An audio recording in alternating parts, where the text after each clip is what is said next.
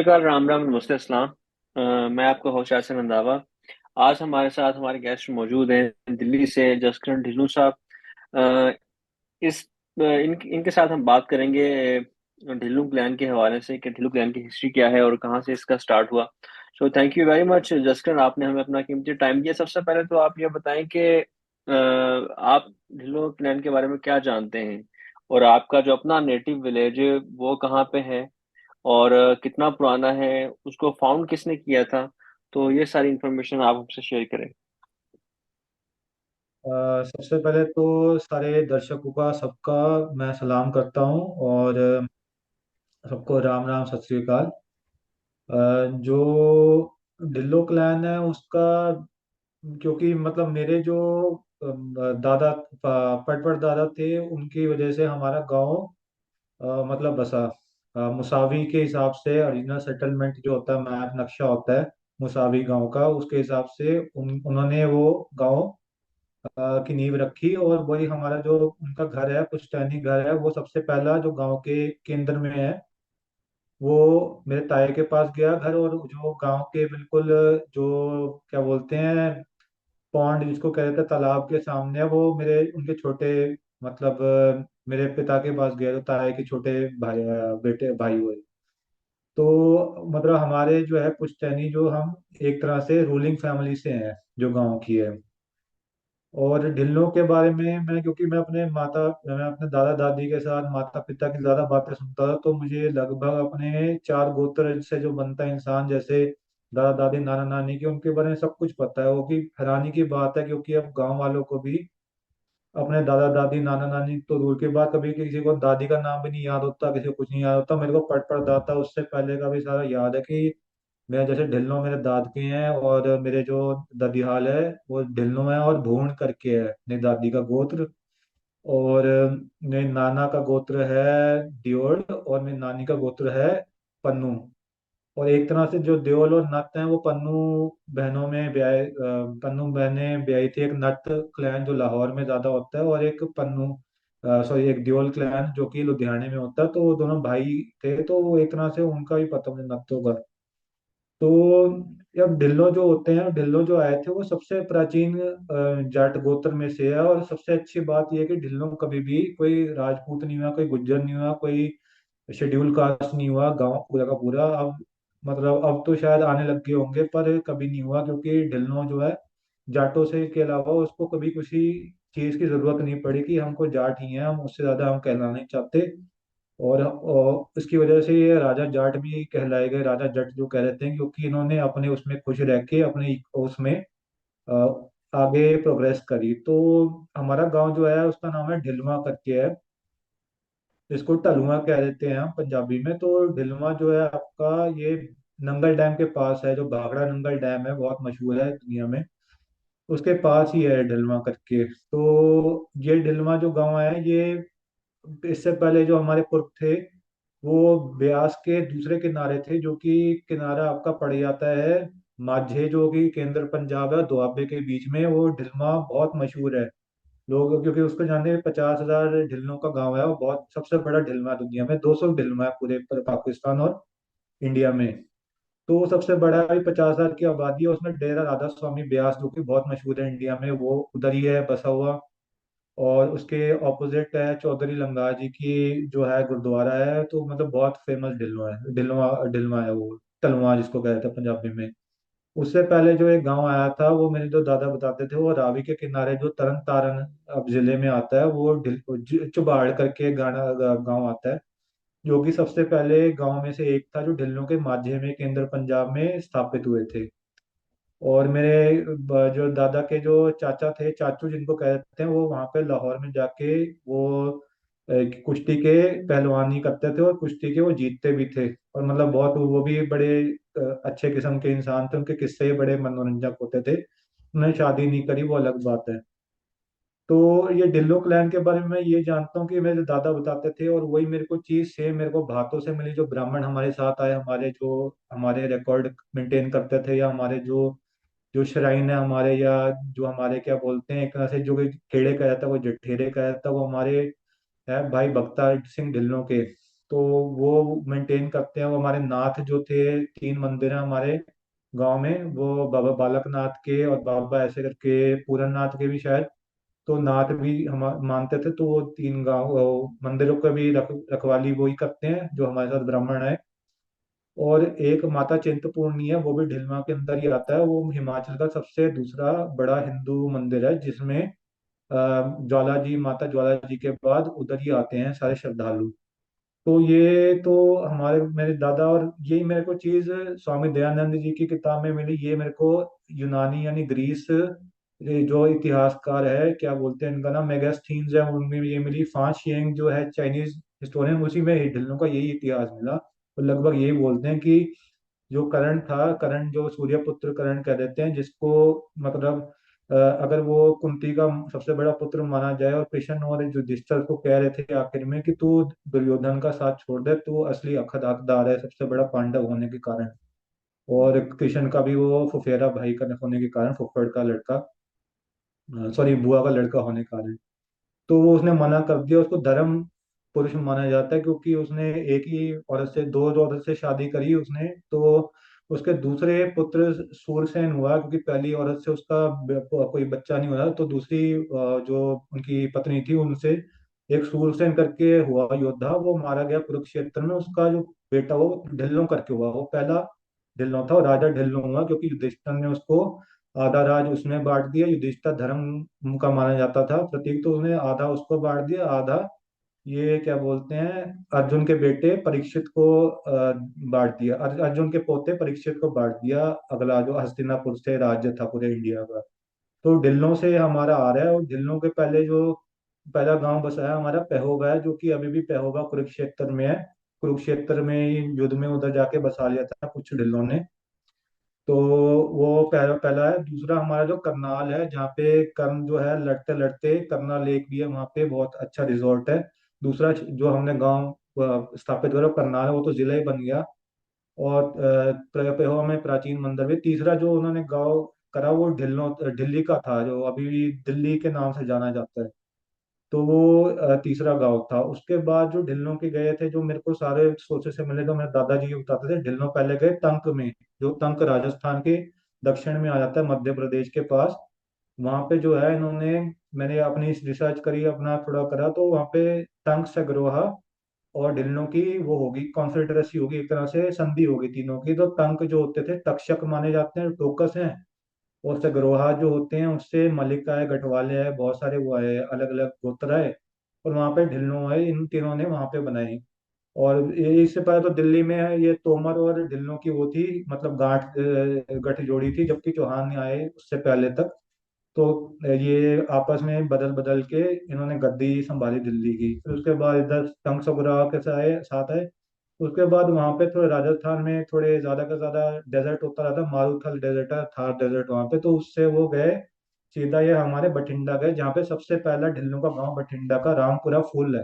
रामपुरा फूल बहुत इंपॉर्टेंट गांव है, क्योंकि इसी से जो है आगे माझा बसा है पूरा ढिल्लों का। इसी से जो 200 गांव हैं हरियाणा के ढिल्लों के, जो खाप में आते हैं।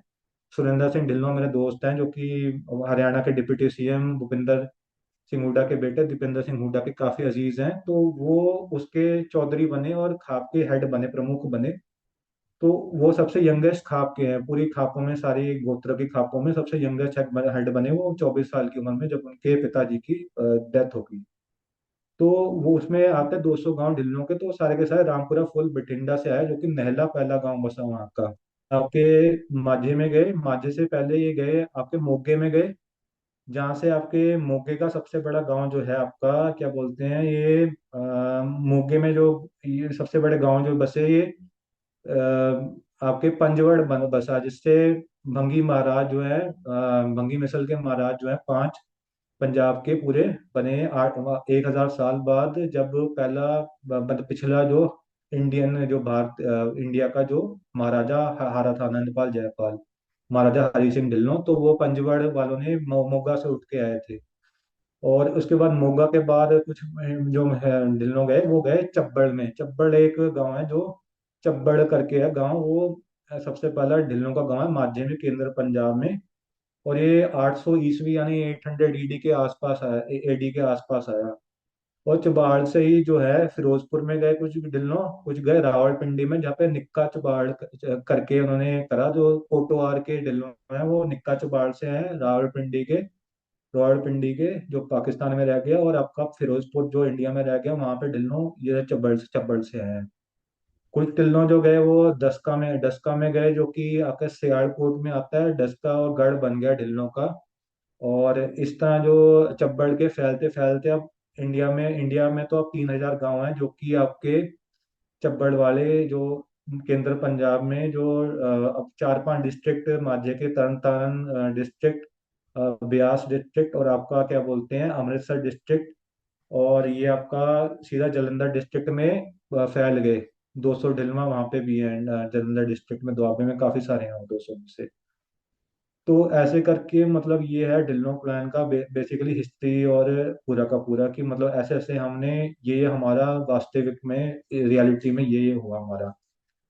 तो इतना अ, मुझे पता। नहीं, आपने बहुत डिटेल इंफॉर्मेशन हमारे साथ शेयर की है ढिल्लो क्लैन की। अच्छा, मुझे ये बताएं कि जो नेटिव बेल्ट है जहाँ से इसका स्टार्ट हुआ, अगर मैं आपसे ये पूछूं कि ढिल्लुओं का जो नेटिव बेल्ट था जहाँ से ढिल्लुओं का स्टार्ट हुआ, तो वो आप किस जगह को हाईलाइट करेंगे? और इसके अलावा क्या वहाँ पे जो जथेरे हैं ढिल्लुओं के आज भी मौजूद हैं? ढिल्लुओं का जो नेटिव बेल्ट है वो आज भी प्रिजर्व है? क्या वहाँ पे कोई दूसरे क्लैन के लोग आके रह रहे हैं या नॉन जाट आके रह रहे हैं? तो कहीं वो डिस्पर्स तो नहीं हुए वहां से? जो जो नेटिव बेल्ट था ढिल्लुओं का वो डिस्पर्स तो नहीं हुआ? वो आज भी प्रिजर्व है, जथेरे वहां पे मौजूद हैं, आज लोग जाते हैं वहां पे? देखो ढिल्लों की एक अच्छी बात यह है कि जो जाट के जो असूल थे कि भाई हमको अपनी नस्ल पे जोर देना, तो हमने काफी दिया। आज भी हमारा गांव देखो तो हमारे मतलब 5-10 किलोमीटर दूर ही बसता है कोई दूसरी कास्ट का हो या कोई दुकान हो। तो हमने कभी ऐसे बस नहीं दिया हमारे आसपास। इधर भी हिमाचल में भी जो अब हमारा हो गया गांव, वहाँ पे भी जाट ही हैं आसपास, सारे के सारे महोत्ते सहोत्ते समोत्ते भैंस भुल्लर, तो भुल्लर करके तो ये सब इधर हमारे यही हैं। और जो ढिल्लों की एक खास बात है कि मैं दुहन साहब के देख रहा था, उनके कभी दुहन के दो गांव एक साथ नहीं बसे। ढिल्लों की ये बात है कि एक साथ बसे हैं तो 200-200 गांव बसे हैं वहां पे माझे में। केंद्र पंजाब में तो 3,000 गांव बसे हैं एक साथ। क्योंकि उसमें क्या है, इसमें प्रताप सिंह कैरो जो सीएम रहे, बादल के गांव भी है उस अब्बुल खैर करके, अब्बुल सॉरी पता नहीं उनका अब्बुल ऐसे करके कुछ है। तो वो उनका अलग है वो गांव। तो मतलब वहां पे 200-200 300-300 गांव। मोगे में पूरा पूरा ढिल्लो गढ़ है।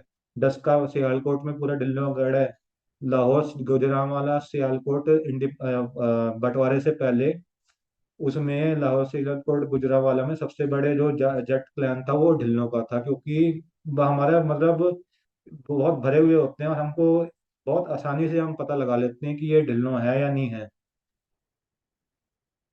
तो वो उधर ही बसे हुए हैं सारे के सारे। और जो मेन जो बेल्ट है पुरानी, वो है आपकी ये जो कुरुक्षेत्र वाली है, जहाँ पे ढिल्लो खाप के अभी जो उसके अधीन आती है, सारे के सारे पेहुआ के आसपास और करनाल के आसपास, कैथल के पास, केंद्र हरियाणा के। और यहाँ पे एक इंटरेस्टिंग बात है कि जो पछेदे हैं वो भी आपके ढिल्लों गांव चुबाड़ से गए थे। जो कि बघेल सिंह थे वो महाराजा हिंद बने थे, और 4 बार ही बने महाराजा हिंद। चौथी बार वो 10 साल के लिए बने महाराजा हिंद, और उन्होंने 300 रेड मारी वेस्ट यूपी में मराठों के खिलाफ और अब पठानों के खिलाफ। और उन्होंने वहां पे आज की डेट में वहां पे 10 लाख पछेदे हैं, जिनमें से आपके लगाओ 300 गांव ढिल्लों के, 84 गांव आपके हापुड़ जिले में, और 200 गांव के मुरादाबाद मंडली में, जिसमें मुरादाबाद में 3-4 डिस्ट्रिक्ट आ जाती हैं, उसमें मुरादाबाद नजीबाबाद ऐसे करके। तो वहां पे 200 गांव है, 84 गांव उधर है हापुड़ डिस्ट्रिक्ट में, ऐसे कर करके कुछ कुछ मरेड़ डिस्ट्रिक्ट में। पर ये ढिल्लों की खासियत है कि पूरा का पूरा कुंभा गया तो साथ ही गया, और बहुत सारे बसा लिया आसपास। लेकिन इनका जो नेटिव बेल्ट था, शुरू अगर मैं करूं तो कहाँ से इसको हाईलाइट करेंगे आप? अगर शुरू से आप देखें, जो इनिशियल प्लेस थी जहां से ये आगे बढ़े। केंद्र हरियाणा, केंद्र आज हरियाणा भी जिसमें मैं दिल्ली मानता हूँ, दिल्ली हरियाणा के पार्ट मानता हूँ मैं। तो दिल्ली का वही नाम भी है। तो ढिल्लू क्लैन से जुड़ता है ना, क्योंकि दिल्ली और ढिल्लू ये सीधा एक दूसरे के साथ दिल्ली का कनेक्टेड है। पूरा ढिल्लों पे ही बेस्ड था। क्योंकि उसमें हमको जैसे बच्चे बच्चों को पता होता है ढिल्लों के कि हमारा जो है दिल्ली हमारे उस पे बेस्ड है, दिल्ली का उसका नाम था। फिर क्योंकि फारसी में क्या है कि ढ ठोस तरह का नहीं होता, उसमें दाल होता है, उसमें डाल नहीं होता, तो उस टाइम पे वो दिल्ली हो गया दिल्ली से ना। दिल्ली हो गया, वहां पे दिल्ली का स्तंभ है जो आपका ये कुतुब मीनार में एक है, एक मतलब जो हिला ही नहीं सकता कोई। वहाँ कुतुब मीनार के अंदर एक वो आयरन सी रॉड पड़ी है, वो दिल्ली का स्तंभ है। तो वो आज आज की डेट में भी उधर जाओ दिल्ली में, वहाँ पे एक है मॉन्यूमेंट है हिस्टोरिकल, वो हटा ही नहीं पा रहा कोई, इतना वो जड़ा हुआ है, तो दिल्ली का उससे आया। और ये तो जथेरे जथेरे इनके कहाँ पे हैं? जो जथेरे हैं, इनिशियल जथेरे, वो कहाँ पे हैं? वो भी उसी हरियाणा वाली प्लेस पे ही हैं? देखो दिल्लियों के जो जथेरे हैं उसमें एक तो आपके जैसे प्राचीन मंदिर हो गए, पेहोवे में आपके करनाल में करनाल लेक के आसपास है जो कर्ण कर्ण को डेडिकेटेड है, सूर्य पुत्र कर्ण को, सूर्य के मंदिर हो गए। ठीक है। फिर धीरे धीरे जथेरों का कॉन्सेप्ट आया, क्योंकि जथेरे जो हैं, मतलब मैं हैरान हो गया था कि किसी को पता नहीं कि जथेरे जो हैं एक पुरख के ऊपर बेस्ड होते हैं, वो किसी रिलीजियस उससे नहीं, पुरख की हिस्ट्री पे बेस्ड होते हैं। जब आप गाते हो उसकी वार गाते हो, जैसे अब खरलों का है, उनका है मिर्जा खान खरल, तो वो खरलों की गाने गाते हैं, उसके किस्से गाते हैं, उससे वो इंस्पिरेशन लेते हैं। जब बैटल में जाते थे वो तो खरल का लेते थे, खोकर का अलग है, तो ढिल्लों का अलग है। हमारा भक्ता सिंह था, भाई भक्ता जो थे वॉरियर थे, तो हम उनका गाते थे जब हम जंग में जाते थे उससे पहले, या कोई भी हमको सेलिब्रेट करना होता है। तख्त हजार में दीदो रांझा का है, ऐसे करके है। तो हमारे जो है काफी अलग अलग पुरख हैं। हमारा जैसे भक्ता सिंह है फर्ज करो, तो किसी अलग माझे का ढिल्लों का अलग हुआ, क्योंकि ये ढिल्लों में काफी सारे लीडर्स आए, तो अलग अलग का जठेरा जठेरा अलग है, और गांव का अलग है। जो गांव का मंदिर अलग होता है, जो पुरख का मंदिर होता है, जठेरा तो अलग ही होता है। जठेरा जो हमारे दुआबे का पड़ता है, मेघोवाल दुआबा गाँव है, उसमें पड़ता है ये आपका गुग्गा पीर का। गुग्गा पीर जो है जाहर वीर करके, जाहर पीर करके हैं, पूरे नॉर्थ इंडिया में राजस्थान में फेमस है काफी। तो वो हमारा उधर उधर उनका छोग लगता है, कोई मूर्ति कुछ नहीं है, वहाँ पे लोग गैदर करते हैं ढिल्लों के क्लैन के। मेघोवाल दोआबा करके गाँव है वहाँ पे, जलंधर नहीं आपके, अब किसी डिस्ट्रिक्ट उससे निकली है, पर जलंधर डिवीजन में था पहले। तो अच्छा, जिसका ये बताएं कि ये जो आजकल बहुत सारे फेक लोग इंटर हो रहे हैं प्लान्स के अंदर, रंधावों में भी बहुत सारे हैं। मैंने देखे हैं पर्सनली, हमने पकड़े भी हैं वो लोग। इसी तरह ढिलुओं के अंदर भी ऐसे बहुत सारे लोग इंटर हो रहे हैं पॉपुलैरिटी लेने के लिए, बिजनेस गेन करने के लिए। तो इसको कैसे हम जो है वो पकड़ें, कैसे इस चीज़ों को हम मिटिगेट करें, कैसे बच सकते हैं? क्योंकि इससे हमारी जो रेस है, अ, उस वो ऑब्वियसली उसकी जेनेटिक्स के ऊपर फर्क पड़ता है। जब लोग फेक लोग इंटर होते हैं किसी रेस के अंदर नाम लगा के, तो बहुत सारे जो चीज़ें हैं वो चेंज होती हैं। तो हम इसको कैसे कम कर सकते हैं, और क्या हमें करेक्टिव मेजर्स इसके लिए लेने चाहिए? इसमें ऐसे एहसान मैंने अपने गांव में नोटिस करा कि मेरे हमारे गांव का बहुत जबरदस्त भाईचारा है, कि मतलब हमारा गांव इतना संपन्न नहीं है, पर इतना हमारे पास पैसे नहीं है, पर हमने सारों ने इकट्ठे कर करके, सारे गांव वालों ने 1 करोड़ इकट्ठा कर दिया गुरुद्वारे के लिए, मतलब छोटे से हिमाचल के गांव में।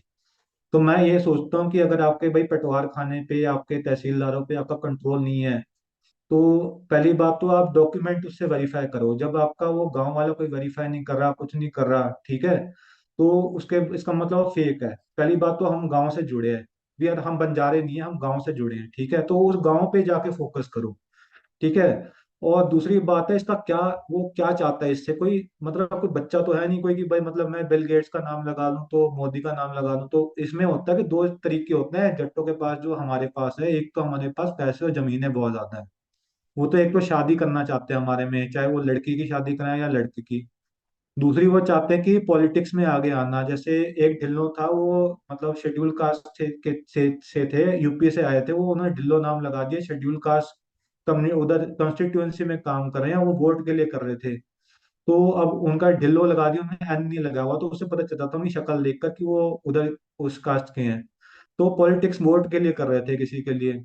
तो दो चीजों के लिए होता, तो इसका हमारे जब हमारा गांव है पूरा का पूरा ढांचा बना हुआ, जब उसमें कोई बता ही नहीं सकता कि भाई वो है, तो आपकी शादी के टाइम ना यही हमारा रीति रिवाज होता था कि भाई आपको जाना है लावे करने हैं, वो करने हैं, उससे बहुत पहले आपको पहले जाके गांव में जाके पूछताछ करनी चाहिए। चाहे आपको कनाडा बसा हो, चाहे आपका कोई दूसरे दुनिया में बसा हो, उसका जाके पहले गांव वेरीफाई, क्योंकि हम बंजारे नहीं है ना, हम कोई गाँव गौ चारते या इधर से उधर घूमते, हम उधर गांव में टिके हैं, बसे हुए हैं।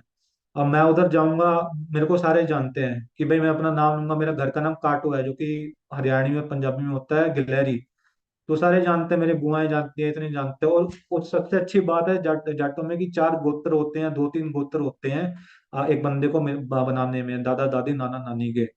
तो उसके वो जो होते हैं आसपास के रिश्तेदार से वेरीफाई करो, और आखिर में जाके हमारे जो जाटों की अगर किसी को याद हो, आज के टाइम में तो होगा नहीं, मॉडर्न होंगे, वो मिलनी होती थी जब सारे मामा फुफड़ ताए फूफे मासड़ सारे के सारे होते थे, तो सब पता चल जाता था कि वो कितने लोग इकट्ठा करेगा। बाप तो फेक ला देगा, दादा भी फेक ला देगा, मामा फुफड़ ताए इतने इतने गांव वाले आएंगे शादी में, इतने सारे रिश्तेदार आएंगे, तो सब पता चल जाता है। तो आपको अगर मिक्सिंग आपको अवॉइड करनी है, एक तो शादी का आपको रोक सकते हो इस तरीके से, शादी तो आप एकदम से रोक सकते हो। पॉलिटिक्स में आपने जाना तो भाई पॉलिटिक्स का ये होता है कि पॉलिटिक्स में ऐसे कोई ज्यादा आगे बढ़ नहीं सकता, कि जो ढिल्लो वो फेक था उसको वो शेड्यूल कास्ट में भी नहीं जीत पाया, सारी उम्र काम करते शेड्यूल कास्ट के लिए। तो वो नहीं जीत पाया क्योंकि भाई जब तक लोग आपको पता नहीं, जानते नहीं है, आपके परिवार वाले आपको वोट नहीं डाले, आपके गांव वाले नहीं वोट डाले, तो आप कैसे कर लोगे। तो दोनों तरीके से फेल है, जब तक आप पूरे उसको गांव को ऐसे जद्दी तौर पे उसके जो मूल रूप से है उसको जाके पकड़ो उधर जाके। यही एक तरीका है, क्योंकि हमारा सारा ढांचा ही उस पे बना है, उसके इर्द गिर्द ही हमारा सारा कुछ बना है। ये आपने बात बड़ी जबरदस्त कही है, क्योंकि जब तक हम अपने नेटिव विलेजेस के साथ कनेक्ट नहीं होंगे या उनके लोगों के साथ कनेक्ट नहीं होंगे, तो ये लोग हमें किसी ना किसी तरीके से बेवकूफ बनाते रहेंगे। अच्छा, जसकर ये बताएं कि अगर मैं कहूँ कि टोटलिटी में ढिल्लो क्लैन को आप डिफाइन करें, यानी genetics wise, characteristics wise, profession wise, तो आप ढिल्लो क्लैन को कैसे देखते हैं टोटलिटी में? और क्या देखिए अप्रोच है ढिल्लो क्लैन के लोगों की, क्या अप्रोच है आजकल के दौर में? देखिए मैं अगर मैंने एक बी एस दुल्ले जी की एक किताब पढ़ी थी, हिस्ट्री ऑफ एंशियंट जाट्स करके, वो दहिया जी की भी है, एक मिस्टर डुल्ले की जी हैं, डुल्ले की भी है ना। तो उसमें उन्होंने लिखा था कि सारे जो क्लैंस है उनके जेनेटिक ट्रेड्स पे, जेनेटिक्स जो उनके मतलब पूरे के पूरे शरीर कैसा है, ढांचा कैसा है पूरा, उस पे फोकस वो ध्यान दिया था। तो ढिल्लो का वो बताते हैं, वो ढिल्ले ढाले से दिखते हैं कि मतलब ऐसा ना उनका सुस्त मुंह होगा, या फिर बड़े मतलब ऐसा नहीं होंगे, और बड़े उनका शरीर भी होगा ना, ऐसा लगेगा कि ज्यादा ध्यान नहीं देते शरीर पे। पर उनका दिमाग बहुत तेज होता है, उसकी वजह से वो आगे बढ़े आते हैं नौकरी में या आपके लीडरशिप में, जिसमें आगे राजनेता बहुत बने इससे निकले हुए दिमाग की वजह से। और दूसरा ये है कि इनका जो शरीर होता है वो भारी भरकम इसलिए होता है क्योंकि वो पहलवानी बहुत करते थे। और आपको जो लगभग ढिल्लो होंगे उसके अंदर आपका शरीर मजबूत और 6 फुट से ऊपर मिलेगा, क्योंकि पहलवानी बहुत करते थे, चाहे आपके केंद्र पंजाब माझे में हो गए चाहे हरियाणा में हो गए। ढिल्लों के जो सबसे ज्यादा जो सबसे पहलवान के गांव माने जाते हैं, पट्टी जो आपका माझे का है केंद्र पंजाब का, और हरियाणा का देओला है, वो पूरा ढिल्लों का गांव है, दोनों के दोनों। तो ये हमारा जो है जेनेटिक करेक्टरिस्टिक्स है, चाहे औरतें भी हैं हमारी, तो वो औरतें भी हमारी जो बहने बहने हैं तो वो काफी लंबी और काफी मतलब काफी जैसे स्ट्रॉन्ग करेक्टर में भी हैं, और वैसे अपीयरेंस में भी काफी, मतलब ऐसे नहीं कि बहुत कमजोर हो या वो। तो ये है। और दूसरा आपने बोला कि इसमें हमारा क्या बोलते हैं, जेनेटिक ट्रेट्स आपने बोला, प्रोफेशन, आपने प्रोफेशन जो ढिल्लों का, आप कभी भी आप देखो ढिल्लों कोई खिलाड़ी नहीं होगा। कभी आप देखो ढिल्लो जो होगा, अब एक्टर तो एक्टर एक आधा कोई आ गया बिन्नो ढिल्लो करके, एक आधा कोई आ गया। और संगीत में भी एक दो आए हैं ढिल्लो, दो तीन आए हैं, चलो वो ज्यादा पैसे कमा गए अलग बात है, पर ढिल्लो जो आपको मिलेगा, क्योंकि हमारे पास जमीनें ज्यादा, तो जाहिर सी बात है हम जमीनों के आसपास ही अपना वो पूरा का पूरा स्ट्रेटजी अपना दिमाग लगाते हैं। तो जमीनों से हम सबसे ज्यादा जो चलता है जमीनों में वो लीडरशिप चलती है, या राज्य काफी मिल जाएंगे ढिल्लों में आपको, नेता काफी मिल जाएंगे, जैसे चौधरी उमर अफ्ताब ढिल्लों, चौधरी जुल्फिकार अली ढिल्लों, जो आपके ब्रिगेडियर जो थे वहाँ के पंजाब के सीएम पाकिस्तान के थे। आपको यहाँ पे दिल्ली की एमएलए सबसे इम्पोर्टेंट में से है आम आदमी पार्टी की राजकुमारी ढिल्लों, नहला गांव की हैं। प्रताप सिंह कैरों, प्रकाश सिंह बादल, टोटल अगर बना दोनों ढिल्लों है, उन्होंने नाम लगाया गांव का, दोनों के दोनों मिला के अगर कर दे तो इंडियन पंजाब में सबसे ज्यादा दोनों के कंबाइन करके जोड़ के सबसे ज्यादा सीएम वही बने हैं दोनों मिला के। और ये मतलब हमारा राजनीतिक और राजा महाराजे हमारे जो पहले महाराजा पंजाब बने थे 1,000 साल बाद, जो इंडिया के थे, वो भी ढिल्लो थे, और महाराजा हिंद भी जो बने थे महाराजा बघेल सिंह, वो भी ढिल्लो ही थे। तो हमारा जो सारा दानामदार है वो कि ऊंचे ठाव उधर जमीन में जाके बसना, और जमीनों के आसपास हम अपनी फौजें इकट्ठी करते थे। और वो हम अपने लीडरशिप ही हमारा, चाहे हरियाणा का ले लो या उसका ले लो, तो हमारे प्रोफेशन ही होता है। या तो हम जाते हैं पहलवानी में जाते हैं, और या फिर हम जाते हैं पूरे उसमें लीडरशिप में जाते हैं, कहीं पे भी जाना है। और ये बाकी सारे हम छोड़ देते हैं, जो जिसमें हमको लगता नहीं ना कि भाई, मेरे जैसे पिताजी बोलते हैं कि भाई इसमें कोई आपका स्कोप नहीं है, इसमें आप क्यों जा रहे हो, आप जिसमें ज्यादा से ज्यादा है, जिसमें ज्यादा से ज्यादा कंपटीशन है उसमें हरा के दिखाओ ना, उसमें आगे जाओ। तो ये हमारा माना जाता है, लीडरशिप पोजीशन में हम जाते हैं। और आपने जैसे बताया कि ये एक की अप्रोच क्या, लाइफ लाइफ की दिलों की जो है ना अप्रोच इंटेलिजेंट है, इसलिए मतलब क्योंकि जो जाटों में आपके मिल जाएंगे कि हम जोर पे जबर पे बिल्कुल ना, अपने ताकत पे बहुत जोर देते हैं, दिमाग पे कम जोर देते हैं। पर कुछ हैं जैसे गढ़वाले हैं, वो काफी पढ़ाई में अच्छे होते हैं। ये डिल्लो भी पढ़ाई में अच्छे होते हैं, और इसको प्रैक्टिकली हम अचीव करके दिखा। दूसरा हमारा जो डिल्लो है, वो उनका लाइफस्टाइल ये भी होता है कि हम कानून के दरमियान में ही रहते हैं, कि भाई कानून के अंदर अंदर रहते हैं। ये नहीं कि हम कोई ढिल्लो आपको सरकार के खिलाफ मिलेगा या वो मिलेगा बिल्कुल जाके। और तीसरा हमारा ये मैंने नोटिस करा कि काफी ढिल्लों का कि अ, हमारे ज्यादा टेंशन नहीं लेते हम, कि भाई हम जैसे है ना कि भाई मसला है कि भाई भाई होता तो होता, नहीं होता तो हम जैसे बिल्कुल ही वो कहते हैं ना कि पंजाबी में होता है कि जट फट नाल बदे चंगे। मतलब कि हमारा वैसे होता है कि भाई अगर समझ में नहीं आता ना तो उखाड़ के फेंक देते हैं, फिर उसके बाद सोचते हैं कि भाई ये क्या हुआ। तो मतलब वैसे हमारा बिल्कुल ही ना, क्योंकि देखो हमने उसके खिलाफ, हमने उसके अलावा सोचा नहीं कुछ, जट के अलावा हमने सोचा नहीं कुछ, उसके अलावा हमारे गुज्जर में नहीं गए, राजपूत में नहीं, सीधी सी बात है। जो आइडियल आपका जट होता है कि मतलब उसमें प्राचीन जट है, वो उसमें ही हम बसे हुए हैं। तो हम ज्यादा ऐसे सोचते वोचते नहीं है, बस वो कर देते हैं, फिर उसके बाद वो देखी जाएगी, बस अब रब के हाथ में, ऊपर वाले के, भगवान के हाथ में। उससे ज्यादा नहीं सोचेगा। कोई भी ढिल्लो आपको मिल जाए, यूपी से लेकर पाकिस्तान से लेकर कनाडा से लेकर यूएसए, कोई भी ढिल्लो मिल जाएगा, ऐसी ही होगी। अच्छा जस्कर, ये मुझे आप अब ये बताएं, छोटा सा प्रिसाइज सा आंसर दें कि हम कैसे जो जाट डिफरेंट डिफरेंट फेथ्स में डिवाइडेड है उनको कैसे इकट्ठा कर सकते हैं। प्रिसाइज सा आंसर आपसे हमें चाहिए। देखो इसमें ये होता है कि हम माइक्रो मैनेजमेंट में लग जाए ना, कि भाई हम एक एक बंदे को पकड़ें ऐसे करें, वो नहीं कर सकते हम। अब इसमें कि हमारा ढांचा कैसे कर सकते हैं हम, ढांचा जो बना है हमारा एक गोत्र के नहीं, जो उसके आसपास बना है। मेरा सवाल ये था कि जो डिफरेंट डिफरेंट फेथ्स में हम डिवाइडेड हैं, जैसे मुस्लिम्स हैं, जाट, बहुत सारे फेथ्स में डिवाइडेड हैं। तो आप एक ऐसे सिर्फ एक लाइन के अंदर आप इसको आंसर को कंक्लूड करें कि कैसे हम कर सकते हैं सारी चीजें, कैसे इनको इकट्ठा कर सकते हैं। अब इकट्ठा तो देखो, आपके कॉमन जो पॉइंट्स है उस पे इकट्ठा कर सकते हैं आपकी।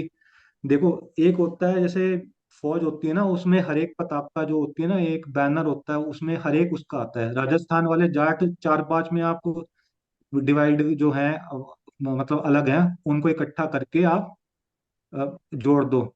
यूपी के जो हैं वो सारे पांच छह खापे हैं, वो जोड़ दो। ऐसे मध्य प्रदेश जटवाड़े के हैं, वो जोड़ दो। ऐसे पंजाब के भी हैं पांच छह जो क्लैन है, वो जोड़ दो। ऐसे करोगे ना तो बाकी जो है आसपास में वो भीड़ देखकर वो आपस में बिल्कुल आ जाएंगे, उसके साथ ही आ जाएंगे तो जुड़े यानी हुए। आप ये कहना चाह रहे हैं कि जो चीजें हमारे अंदर कॉमन है, यानी हमारे क्लैन कॉमन है, हमारे अंदर जो चीजें कॉमन है, हम वहां पे आके इकट्ठे हो सकते हैं। एंसेस्टर वर्शिप कॉमन है, जो रिचुअल्स है वो कॉमन है, मैरिज के और डेथ के। बिल्कुल। ठीक है, तो वो फोकस नहीं अच्छा, दूसरा मुझे आखिरी क्वेश्चन आपसे ये पूछना है कि जो सोशल मीडिया के ऊपर बहुत सारे लोग काम कर रहे हैं, पर्टिकुलरली जो दशरथ बाजवा हैं, उनके साथ बहुत सारे लोग कनेक्टेड हैं, वो काम कर रहे हैं। आप भी ढिल्लो क्लैन के मेंबर हैं, एडमिन भी हैं, तो कैसे देखते हैं सारे इस काम को? और कैसा आपको लगता है कि हम क्या ये काम ठीक कर रहे हैं, ऑर्गेनाइज जो कर रहे हैं जाटों को ठीक कर रहे हैं? तो कोई एडवाइस देना चाहें आप? देखो मुदस्सिर जी को आपको मैं जो मिला था 5 साल 4 साल पहले मिला था, तो उस टाइम पे तो देखो कुछ भी नहीं था ढांचा। उस टाइम पे तो ये सोचते थे लोग, उनको ये लगता है जट जाट क्या होता है, उनको लगता था जो जुट लिखते हैं वो अलग होता है जट जट से। तो मतलब बहुत सारे मिसकंसेप्शन थे। अब मुदस्सिर ने मेरे को प्लान बनाया था, बताया था अपना 10 साल में मैं क्या करना चाहता हूँ, जसकरण 5 साल में क्या करना चाहता हूँ। तो मेरे को लगता है प्लान स्टेज 3 पे आ गया है। एक तो फेमिलियरिटी होती है, ठीक है, पहले तो इंट्रोडक्शन उन्होंने अच्छी तरीके से करा सबका, ग्रुप्स में डिवाइड करके और उनका डेलीगेट करके, मतलब लीडरशिप देखकर, फिर फेमिलियरिटी आ गई सबको, अब टीम बन गई है। अब वो उसको प्रैक्टिकली उसको दे रहे हैं कि भाई वो कह रहे थे जसकरण मैं इसके बाद ना उसको इकोनॉमिकल रूप दूंगा, हम इकोनॉमिकल वेंचर्स करेंगे सारे के सारे, या हम हिस्टोरिकल वेंचर्स करेंगे, या मैरिज वेंचर्स करेंगे। और ये जो इन्होंने ऑथेंटिसिटी का वेरिफिकेशन है या अपलोड करना वो करा, उन्होंने मीटिंग्स कराई। तो मैं तो यही चाहूंगा कि भाई एडवाइस तो मैंने दे सकता हूं उनको, मेरे बहुत बुजुर्ग हैं वो, मैंने बड़े हैं, मेरे बड़े भाई जैसे हैं। तो मैं यही चाहूंगा कि वो अगर ही करना चाहें तो मतलब मेरे को अगर ज्यादा इन्वॉल्व कर सकते हैं तो अच्छा है, क्योंकि मैं ना उनसे बार बार मैं फोन पे पूछता रहता हूँ आप ठीक हो, अब है टाइम, तो अभी तक अब उनको पर्सनल लाइफ में टाइम नहीं मिलता कि मतलब क्योंकि मैं तो क्योंकि उन्होंने इतना ऑटोमेटिक सिस्टम बना दिया ना, तो अब उनको देने की भी जरूरत नहीं है इतनी टेंशन। पर मैं कहता हूँ कि भाई मेरे को इन्वॉल्व करो थोड़ा, कि भाई अगला क्या है आइडिया, मैं भी थोड़े आइडिया दूं। तो अगर वो कर सके मैं पर्सनल लेवल पे गुजारिश कर सकता हूँ उनसे। Thank you so much Jaskaran, आपसे बात करके बड़ा अच्छा लगा, बहुत मजा आया। और नेक्स्ट टाइम हम कोई और टॉपिक चूज करेंगे, उस पर बात करेंगे। आज आपने अपने प्लान के ऊपर बात की। ऑब्वियसली ये सारी बातें दर्शक भाजपा को और जो हमारे सब्सक्राइबर्स हैं यूट्यूब के ऊपर, ये सारी बातें आपकी वो लोग सुनेंगे। और जो लोग जाटों को डिफरेंट डिफरेंट फेयर्स में डिवाइड करना चाहते हैं, या जो जाटों के दरमियान कोई फूट डालना चाहते हैं, तो उनके लिए यही मैसेज है कि हम एक ही हैं, एक्सटेंडेड फैमिली है, चाहे इस तरफ हो या उस तरफ हो, हम हमेशा एक ही रहेंगे। हमारी सोच, हमारा दिल, हमारी सब चीजें कॉमन हैं हमारे अंदर। और रीति रिवाज, हमारे जो बड़े थे वो सारे कॉमन हैं, तो हम में कोई फर्क नहीं है। और चाहे वो जाट हरियाणा का हो, पंजाब का हो, राजस्थान का हो, उसको जाट कह दो, जट कह दो, लेकिन बात यह है कि वो हमारी एक्सटेंडेड फैमिली का मेंबर है। तो hope, thank you so much Jaskar, आपका टाइम देने का एक बहुत बस शुक्रिया। एक एक जी। एहसान, बस एक मैं बात बोलना चाहूंगा जस्ट मतलब खत्म होने से पहले ये वीडियो, कि जो जट जाट का है ना, हमारे पंजाबी में जो रिकॉर्ड है मेरे उसके जट लिखा हुआ है, और वो हिंदी में ट्रांसलेट करके हिमाचल सरकार ने जाट लिखा हुआ है। मेरे को, मेरी ताई को, मेरे चाचा सबको, मैं मतलब पूरी नकल में वो लिखा है फर्द में। तो ये है कि भाई लैंग्वेज का थोड़ा डिफरेंस है, पहले हिंदी पंजाबी से उसमें आया, या मतलब हिंदी से उसमें आया, जट से वो हो गया। दिल्ली में भी शाहपुर जट जैसे गाँव है, नंगलोई जाट भी दिल्ली में ही है गाँव। तो वो इंग्लिश से फिर हिंदी में आया, तो मैं सोचा JT को जाट लिख दो, तो ये है ऐसे वापस ना हिंदी उर्दू में, तो ऐसे करके चलो ठीक है, आज के लिए इतना ही। ये तो खैर एक वर्ड्स की बात है, लैंग्वेज की बात है, इससे कोई फर्क नहीं पड़ता है, लेकिन हम सारे एक ही हैं। So thank you so much once again Jaskar, बहुत शुक्रिया आपका। सलाम, नमस्कार सबको, सत श्री अकाल, बाय।